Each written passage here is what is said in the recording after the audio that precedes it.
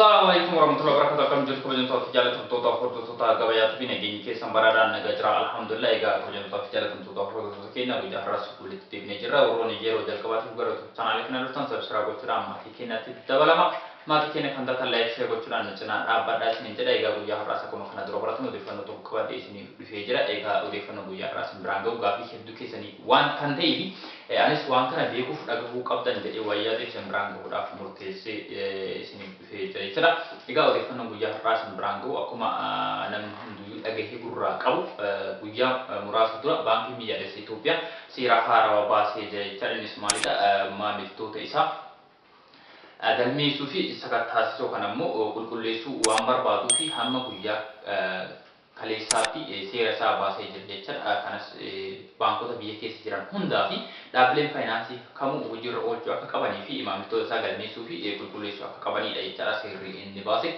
Egaa seerri kun kan bahe hamma guyyaa kaleessaatti guyyaan isaa darbee jira jechuudha. Kanaaf namoonni hedduu rakkachaa akka turtanii fi akkasumas immoo burjaajaa akka turtan quba qaba.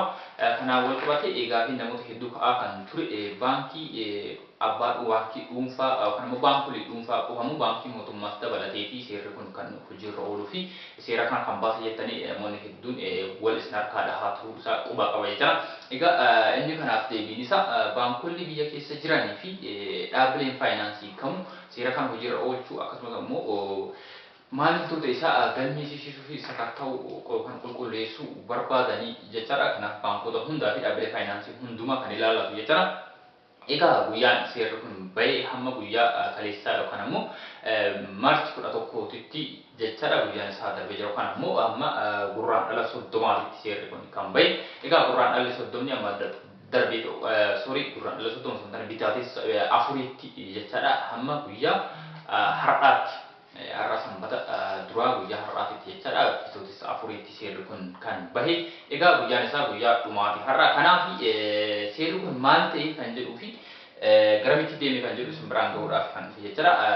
Guyyaa har'aa irraa jalqabe hamma ji'a lamaatti seerri kun achi dheeratee jira jechuunis hamma caamsaa 30tti guyyaan isaa siiqee jira. Kanaaf namoonni muddamtanii yeroon isaa isin dhaqqabsiisuu dhabe gamanumaan akka beektan isin jechuu barbaade.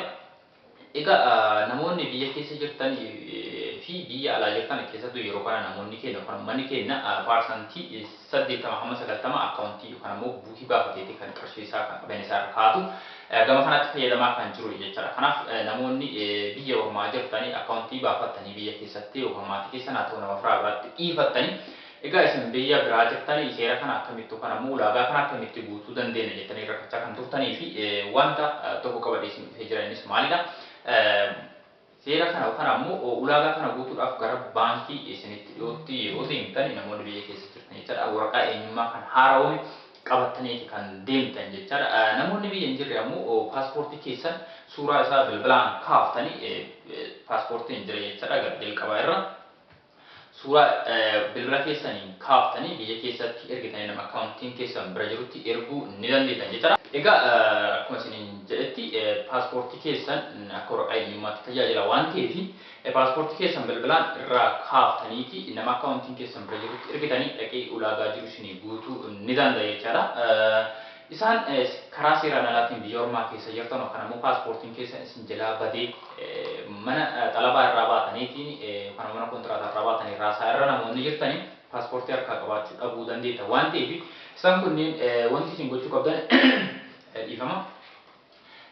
Baankii naannoo keessanitti dhihoo jiru ammoo akkaawuntii keessan namarra dhiiftan sana dubbistanii dhaqeetii isaan akka haasofsiisu gochuu qabdan jechuudha. Kanaaf wanti achirra jiru qabeenya namaatiif ammoo bakkee kennamuu qaba waan ta'eef dhattanii yoo haasoftan isaanis isin barsiisuu ni dandeenye. Kanaafis wanti sodaatan baay'ee hin jiru. Namoonni paaspoortii argatan paaspoortii keessan suuraa isaa irraa kaaftanii gara biyya ergitanii ulaagaa kan akkasii guutuu taasisu. Namoonni paaspoortii hin qabne immoo namoonni akkaawuntii keessan bira jiru dhaqee akka isinii gaafatu taasisuu qabdan jechuudha. Kanaaf guyyaan isaa dheeratee jira. Hamma caamsaa 30 yookaan ammoo mee 11tti jechuudha ji'a lama hadhaatitti siiqee jira guyyaan isaa. Kanas beektanii gama kanaan akka hojii irra oolchitan isiniin jechuu barbaade. Inni kun ammoo baankolii kamurraa akkaawuntii qabdan fakkeenya baankii daldala Itoophiyaa irraa namoota akka abdantu jira.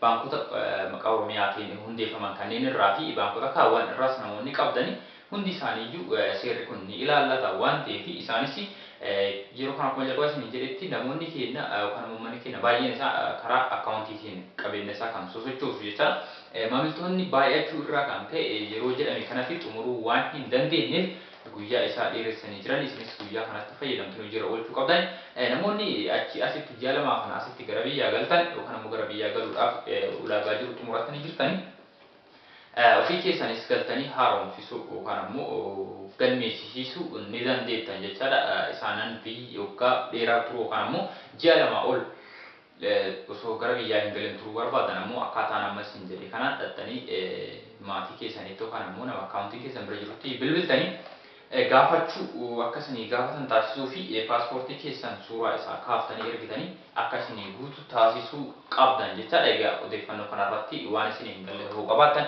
karaa lakkoofsa bilbilaa kan koo isin bira jiruun jechaadha karaa waasaappiitiin sagalee naaf keessanii waan isin hin galle isin gochuu ni danda'a. Isa achirraa hafe ammoo viidicha irratti isiniif galee jedheetiin fudha. Kanaaf namoonni hedduu viidiyoo kana yookaan odeeffannoo kana isin biraan gahanii turanii seera jalqabaa baafame irratti jechaadha guyyaa 2-3 darban keessatti namoonni hedduun isin biraan gahanii turan. Egaa inni kun seera haarawaa odeeffannoo namoonni kun isin biraan gahan irraa ka'uudhaan namoonni hedduun baankota maqaa dhuunfaatiin banaman malee baankota kan baankii mootummaa hin ilaallatu jettanii akkasii namoonni fudhatan jirta waan ta'eef kanaaf akkasitti hin burjaaja'inaa garasitti akka sanatti fudhataniitii hin shawwadaminaati. Baankota biyya keessa jiran fi dhaabbilee faayinaansii kamurra namoonni qabdan ulaagaa kanneen guutuu qabdanii ulaagaa kanneen ammoo akkaataa nama isiniin jedhe kanaan guutuu qabdan isiniin jechuu barbaadeeti. Waan dhaggeeffattaniif galatooma galanni keessan dachaadha. Itti aansuudhaan torbee darbe keessa laayivii yeroo seenetti sagantaa qabanii jira jechaadha. Guyyaa jimaata sa'aatii 10 biyya keessaa fi sa'aatii 4 biyya alaatti gaafii keessanii fi deebii isiniif kennaa karaa laayivii kan dhufee isiniin jedhee jira. Egaa waada sana waan hin gonneef na uffachaa isiniin jedha silaa guyyaa kaleessaa dhufuu qaba ture. Egaa gaafii hedduudha kan na gaafatan yeroo sanitti fi ergaa laayivii irraa beesi karaa keessaa koomentiidhaan gaafii hedduu waan gaafatameef gaafii kanaaf deebii waan hin kenninee fi hedduu isaa deebii isaa isin deebisee jira. Isaan hafes isin deebisee guuteeti gaafii itti aanu dhufa isas obsaan eeggadhaa isiniin jechuu barbaadeeti. Itti aansuudhaan odeeffannoo hedduudha kan nuti kan isin biraan gahaa turre. Haala ijaarsa manaatii wal qabatee akkasumas immoo meeshaalee biyya keessa jiran gatii isaa fi eessatti akka argachuu dandeettan isin biraan gahaa turuun kiyya ni yaadatama. Isarratti hundaa'uudhaan namoonni biyya ormaa ta'an biyya keessatti meeshaa bitattanii kaachuu barbaadanii fi akkasumas maatii keessan biraan gahuu barbaadan karaa lakkoofsa keenyaatti isin kennee nu dubbisaa fi meeshaalee barbaadan kamuu kaffaltii tokkoon alaf kaffaltii fe'iinsaa jechuudha malee kaffaltii kan bittaa miti.